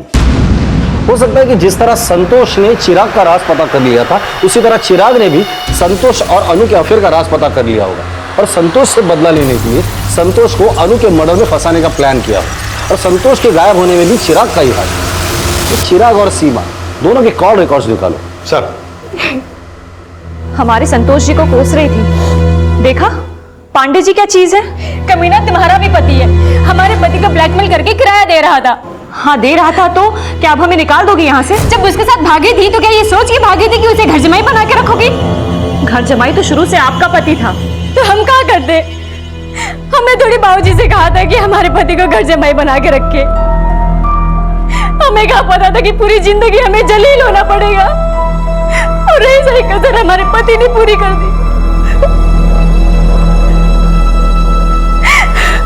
हम उनका परमेश्वर समझते थे, और हमारे किस्मत में जो है सो है।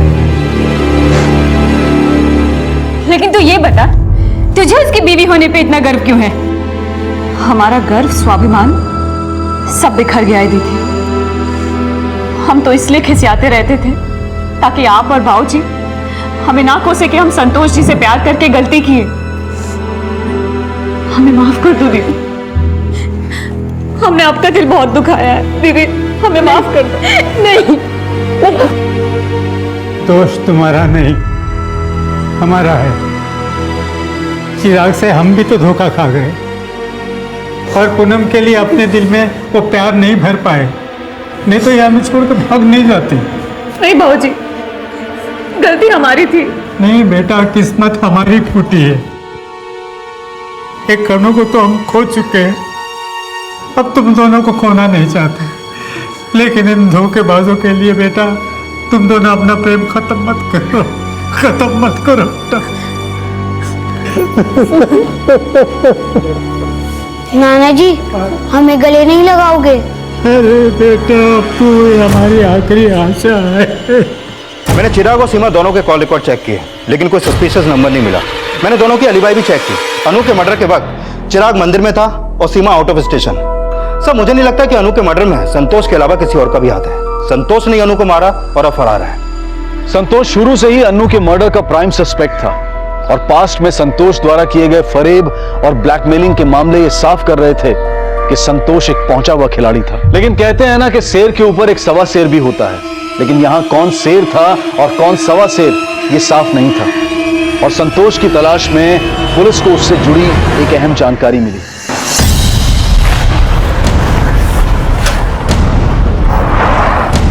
सर, संतोष जिस दिन गायब हुआ था वो इसी लॉज में आकर रुका था, लेकिन सिर्फ एक रात के लिए। अगले दिन से गायब। हमें उसकी बाइक ही नहीं, उसका सामान भी उसके रूम में मिला जहां पे वो रुका हुआ था।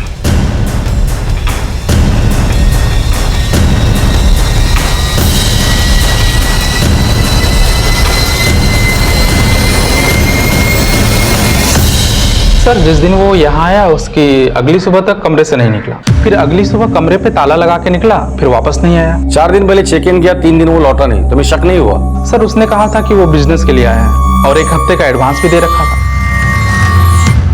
ये लो दवाई लो। टाइम से दवाई क्यों नहीं लेते तुम? कहाँ? अंदर कहाँ जा रहे हो? कहाँ जा रहे हो अंदर? बहुत नाज हो रहा है ना खुद पे, जब फिर से अपनी शक्ल दिखाने चले आए। हमारी शक्ल तुम्हारी शक्ल से अच्छी है और सीमा जी की शक्ल तुमसे लाख गुना अच्छी है। अगर तुम्हारी सीमा जी इतनी अच्छी है तो फिर यहाँ क्या करने आए हो? ये घर हमारे पैसे से चलता है, हमारा अधिकार है इस घर में, हम नहीं जाएंगे। बड़े आए से अपना घर कहने वाले, ये सिर्फ हमारा घर है समझे? अब निकलो यहाँ से, वरना तुम्हारा मुंह काला करके गधे पे बिठा के निकालेंगे तुम्हें। निकलो यहाँ से। हम नहीं जाएंगे इस घर से, बस समझ गए? नहीं जाओगे। आरती, निकलो यहाँ से। आरती, आरती, आरती, हमको बच्ची से बात करने दो। आरती, तुम हमको हमारे बच्चे से अलग नहीं कर सकती हो। दरवाजा खोलो, हमको बंटी से बात करने दो बस। आरती। सर, संतोष ने जानबूझकर ऐसा लॉज चुना जिसमें सीसीटीवी नहीं है, लेकिन अपनी बाइक और अपना सामान छोड़ के कहां जा सकता है? कहीं ऐसा तो नहीं कि उसे लगा हो कि वापस आएगा तो पकड़ा जाएगा, इसलिए अपना सामान भी छोड़ के भाग गया? नहीं सी, ये माजरा कुछ और है। आसपास पता करो, शायद कुछ लीड मिल जाए। सर, पुलिस संतोष के लॉज से अचानक गायब होने की सुराग ढूंढ ही रही थी कि अपराधी की चालाकी का एक और मामला सामने आया। साहब, हमारा बेटा बंटी नहीं मिल रहा है साहब। वो दोपहर में पार्क में खेलने गया था, उसके बाद से नहीं मिल रहा। हमें पूरा यकीन है साहब, ये काम चिराग का है। आपके पति चिराग ने? हाँ साहब, चिराग ही उसे उठा के लेके गया होगा, क्योंकि हम बंटी को चिराग से नहीं मिलने दे रहे थे। हम आपके आगे हाथ जोड़ते हैं साहब, मेरे बंटी को वापस ला दीजिए प्लीज।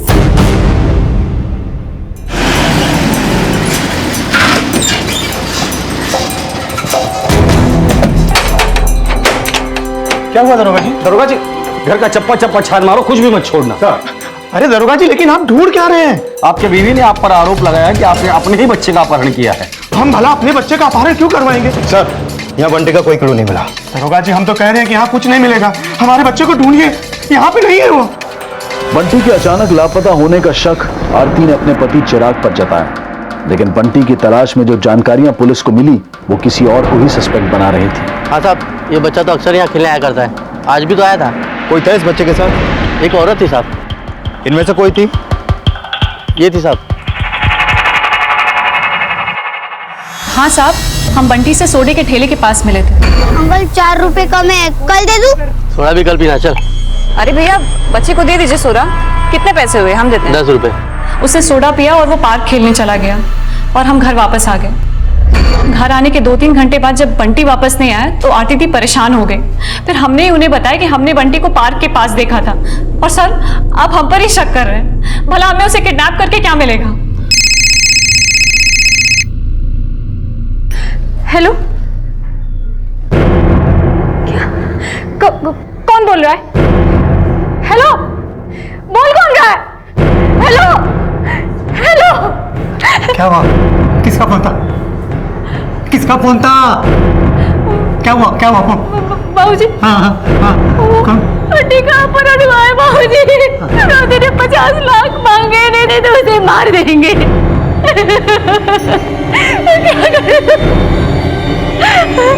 बाबूजी, बाबूजी आप ठीक है ना?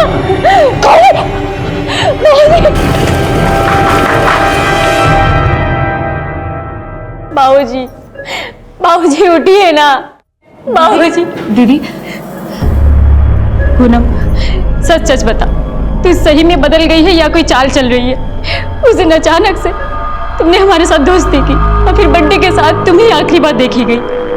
सच सच बता पूनम, मेरा बंटी कहाँ है? ये कैसी बात कर रही हो दीदी? हमने कुछ नहीं किया। उधर पुलिस हम पे शक कर रही है और यहाँ पे आप भी। हमें तुम पे विश्वास नहीं हो रहा है पूनम, तुम्हारे आगे हाथ जोड़ते, अगर बंटी के बारे में कुछ भी पता है बता दो हमें। दीदी हमारा भरोसा करो, हमने कुछ नहीं किया। अन्नू की हत्या के बाद बंटी का गायब होना अपराधी का वो मास्टर स्ट्रोक था जिसका मकसद सिर्फ फिरौती के पैसे वसूलना नहीं था, बल्कि एक अपराध के जरिए दूसरे अपराध को छुपाने की एक ऐसी योजना थी जो सिर्फ पुलिस इन्वेस्टिगेशन को भटकाने के लिए बनाई गई थी। लेकिन इसका खामियाजा कैलाश नाथ चतुर्वेदी का पूरा परिवार भुगतने वाला था। मैडम, आपको डॉक्टर ने बुलाया। जी।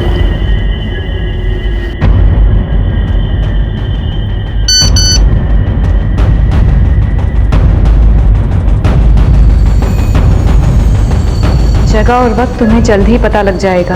50 लाख तैयार रखना, अगर अपने बच्चे से दोबारा मिलना हो तो। आपको फिरौती के लिए कॉल आया था तो आपने हमें बताया क्यों नहीं? सब हमें कुछ समझ में नहीं आ रहा था कि हम करें तो क्या करें। हम डर गए थे साहब कि कहीं वो लोग हमारे बंटी को कोई नुकसान ना पहुंचा दे। सिंह, जिस नंबर से इन्हें मैसेज और कॉल आया था वो ट्रैकिंग पे डाल दो। सर ठीक है। सर, जिस नंबर से आरती को रैंसम कॉल आया था वो संतोष के नाम पे रजिस्टर्ड है। लोकेशन ट्रेस हो गई है।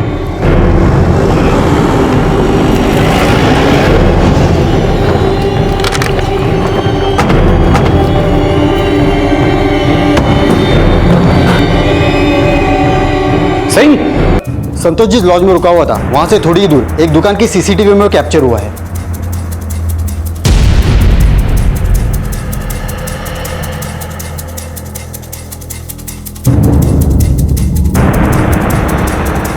रिवाइंड करो।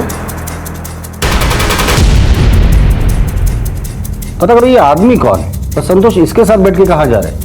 तो ऐसा तो नहीं कि इसी आदमी की मदद से उसने बंटी को किडनैप किया हो? संतोष के बीवी को बुलाओ, हो सकता है कि वो इस आदमी को जानती है। सर,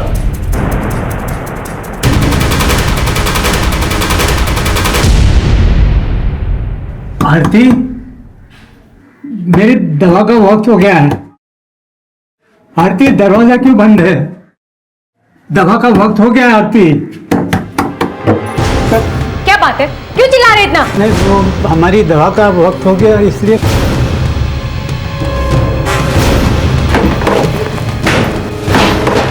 खुद ढूंढ लो कौन सी चाहिए।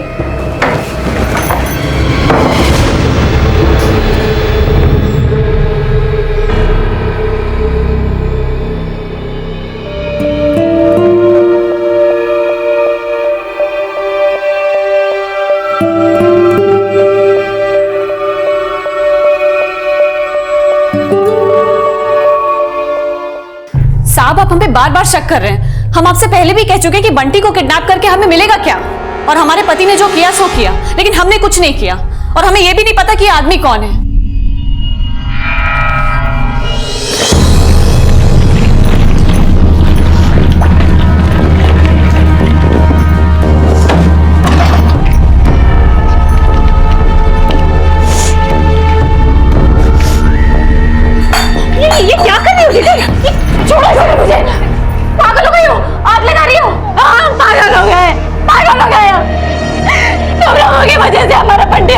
चला गया।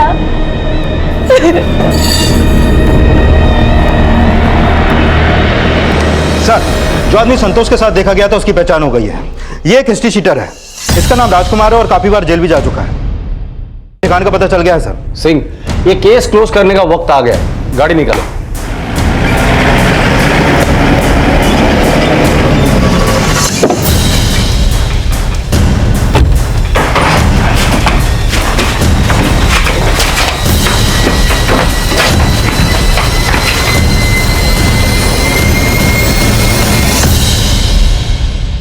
जिंदा है।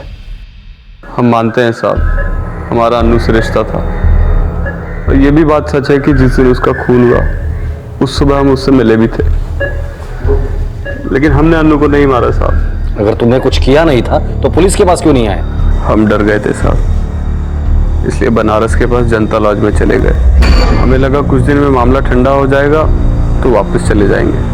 फिर हमसे मिलने वहां एक आदमी आया। कौन हो तुम? आवाज नीचे ज्यादा चिल्लाए ना तो पुलिस आ जाएगी यहाँ पर। चुपचाप मेरे साथ चल। साहब, हमें लगा कि बात पुलिस तक ना जाए, इसलिए हमने उसकी बात मान ली। फिर वो हमें एक जगह ले गया और हमें बांध के रखा। लेकिन बंटी के किडनैपिंग में फिरौती के लिए कॉल तेरे ही मोबाइल से आया था। हम कह रहे हैं साहब, हमें हमारी बीवी फंसा रही है। हमारा अन्नू से रिश्ता था, इस बात का बदला ले रही है हमसे साहब। तुम इतने यकीन के साथ कैसे कह सकते हो कि तुम्हारी बीवी पूनम ही ये सब कुछ कर रही है? क्योंकि साहब उस दिन जब हम अन्नू से मिलकर वापस आ रहे थे तो हमारी बाइक खराब हो गई थी। हम अपनी बाइक ठीक करने लगे तो हमने वहां से एक औरत को गुजरते हुए देखा। हम उसकी शक्ल तो नहीं देख पाए, पर अब लग रहा है कि पूनम ही होगी। संतोष का बयान पूनम को सस्पेक्ट तो बना रहा था, लेकिन राजकुमार की तलाश के बाद इस केस में अभी और घुमाव बाकी थे। किसके कहने पे संतोष को किडनैप किया था? बताता हूँ सब मारियो में सब बताता हूँ सब बताता हूँ साहब, मैं संतोष से सिर्फ बदला लेना चाहता था। माना कि अन्नू हमसे प्यार नहीं करती थी, लेकिन हम अन्नू को बहुत प्यार करते थे ना, इसीलिए हम सिर्फ संतोष को सबक सिखाना चाहते थे। तू ऐसे मुंह नहीं खोलेगा पाल, इसकी अच्छी खातिरदारी करना। मैं सच बोल रहा हूँ सर। पुलिस के जोर देने के बावजूद कार्तिक अपने बयान पर कायम रहा और तभी बंटी की पोस्टमार्टम रिपोर्ट आई। आपका अंदाजा बिल्कुल सही निकला। उसकी मौत सर पे चोट लगने की वजह से ही हुई। और सर, उसकी हत्या से पहले उसे कुछ दवाइयां भी दी गई थी। उसके ब्लड में काफी मात्रा में ऐसी दवाइयों के केमिकल्स मिले जो अक्सर साइनस और कोल्ड में दिए जाते हैं। मैंने पता किया सर, बंटी को साइनस और कोल्ड का प्रॉब्लम था। अगर मर्डर के पहले बंटी को कोल्ड और साइनस की दवाई दी गई है, इसका मतलब किडनैपर जानता था कि बंटी को कोल्ड और साइनस का प्रॉब्लम है। और एक बात, जिस कमरे में हमें बंटी की लाश मिली थी वहां दवाइयां, खाने पीने का सामान भी मिला था और उसका अच्छे से ख्याल रखा गया। इसका मतलब किडनैपर उसके जान पहचान वाला था। फिर तो सर ये पूनम भी हो सकती है। पाल, जिस कमरे में बंटी की लाश मिली थी उसके आसपास का सीसीटीवी फुटेज चेक करो। हो सकता है किसी फैमिली मेंबर की मूवमेंट उसमें कैप्चर हुई हो। सर, बल्कि अपराधी वो है जो अब तक अच्छाई का मुखौटा लगाए हुए था। सर, ये जगह वहां से ज्यादा दूर नहीं जहां बंटी की लाश मिली थी। बंटी को आप ही ने मारा है और अनु का कत्ल भी आप ही ने किया है। सच है कि नहीं? देखिए, सच उगलवाने के और भी तरीके हमें आते हैं। आप ही ने मारा है या नहीं? हाँ हाँ, हमने ही मारा है, मारा है हमने। क्यों और कैसे मारा? उस दिन जब संतोष जी अनु से मिलने जा रहे थे। तुमने अनु को मारा ये बात तो कबूल कर ली, लेकिन क्यों मारा ये अभी तक नहीं बताया। क्योंकि हमसे और सहन नहीं हो रहा था साहब। चिराग की वजह से हम बाबूजी की गालियां सुने। चिराग ने कहा कि चुपचाप सब कुछ सहती जाओ और बाबूजी की सेवा करती जाओ, तब जाके बाबूजी हमें अपनी पूरी प्रॉपर्टी देंगे। और उधर अनु भी घर आने का मन बना रही थी। हमें डर लगने लगा साहब कि अब प्रॉपर्टी 3 हिस्सों में बढ़ जाएगी। तब हमने फैसला किया कि हम पूनम और संतोष को अनु के कत्ल में फंसा देंगे। और हम जानते थे कि जब तहकीकात होगी तो संतोष पे ही शक जाएगा और वही दोषी माना जाएगा, क्योंकि अनु और संतोष के बीच में नाजायज संबंध थे। लेकिन साहब, फिर एक दिन हमें पता चला कि हमारा पति हमें ही धोखा दे रहा है। वो हमें छोड़ के उस दूसरी औरत से शादी करने का प्लान बना रहा है। हम डर गए थे कि हमारे बंटी का क्या होगा। तब हमने डिसाइड किया साहब कि हम बंटी के किडनैपिंग का नाटक करेंगे। हेलो। और हमने ही उसे मैसेज टाइप करके दिया था और भेजने को कहा था, लेकिन जब हम बाबूजी के पास पैसे मांगने गए तो उन्होंने कहा कि वो पैसे नहीं दे पाएंगे क्योंकि उनकी जमीन की कीमत अब कुछ नहीं रह गई। पर तुमने अपने ही बेटे को क्यों मार डाला? हम बहुत डर गए थे साहब, इधर पैसे भी नहीं मिले और उधर आप लोग भी बंटी को ढूंढ रहे थे। हमें समझ नहीं आ रहा था कि हम करें तो क्या करें। हम बंटी को नहीं मारना चाहते थे साहब, वो तो गलती से हो गया। आरती ने भले ही अपने पति से धोखा खाया, लेकिन अपने बेटे की तकदीर का चिराग उसने खुद बुझाया। जब भी कभी लालची नियत छल करने के लिए उकसाए तो समझ लें कि अगर पीछे ना हटे तो उस लालच की कीमत एक ना एक दिन अपनी जिंदगी नीलाम करके चुकानी होगी। इसी विचार के साथ अब मैं अनूप सोनी आपसे विदा लेता हूं। फिर मुलाकात होगी अगले एपिसोड में एक और चौंका देने वाले केस के साथ। तब तक अपना और अपने परिवार का ख्याल रखें और देखते रहें क्राइम पेट्रोल डायल 100। सबक एक को सीख हम सबको। जय हिंद। इस तरह के और भी एपिसोड देखने के लिए हमारे चैनल को सब्सक्राइब करें और बेल आइकन दबाना ना भूलें।